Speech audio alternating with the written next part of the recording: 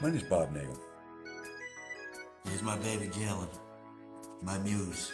I'm starting this quad beat channel with the hopes of sharing my experience, trying to get my message across about people living with bipolar disorder. The purpose of life is to find your purpose. This is my purpose.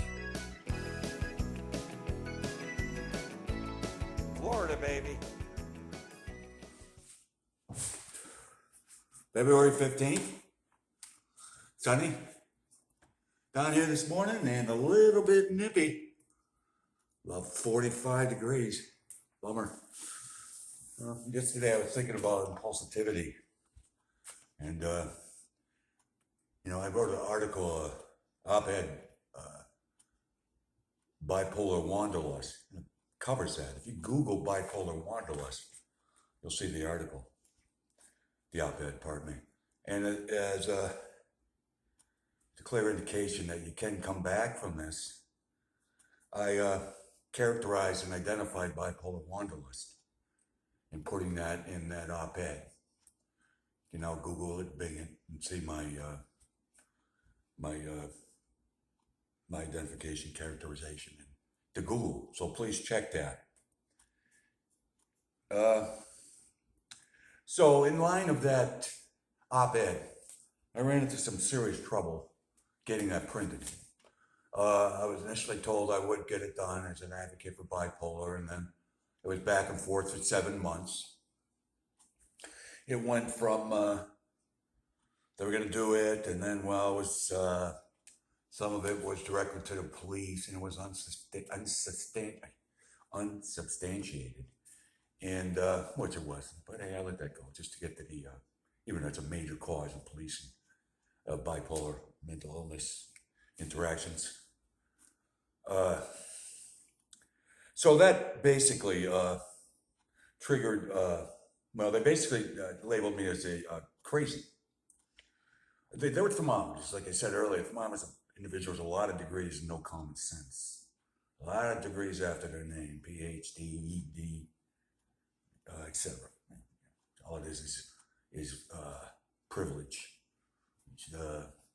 Being able to go and get those degrees, hold off life, or however they do it. It's whatever. It's only for a few that can attain that. Not intellectually, I don't think, as opposed to financially and situationally. But that's that. So those thermometers were hesitant, to print. And after, like I said, 7 months, I eventually printed my first one. No questions asked about medication and the effects thereof. And, tardive dyskinesia, just that, the negative self-talk. But as it reflected the physical maladies. So with that whole thing with the getting it printed, then you get into the negative self-statements, or I did anyways, that they, it's not good enough. It's, I'm inferior. I can't write. And I've read some of that stuff printed, and it's whatever, superfluous. I think it's a name drivel myself, but who am I to say? So initially I got puffery, and then it was clearly explicable to me that they are ableists. And ableism labels anyone as crazy as less than, and that's obvious. I've seen that my whole life. So I was suppressed by the city council when I tried to, when I started my advocacy, suppressed and tried to put down, and I fought. Like I'm going to fight now. And I'm sick of getting the cold shoulder from newspapers or government agencies or city councils that are supposed to be there for the people, and they're only there for a few people. In my part of the country, it was a plutocracy. And the crazy people, all poor, there was so many social workers, but they didn't care. There's always a paycheck for that. That's all that is. So I saw that, and then all I can see is the only thing the able-minded tend to do to us is, to me anyways, is placate initially, and then cold shoulder me.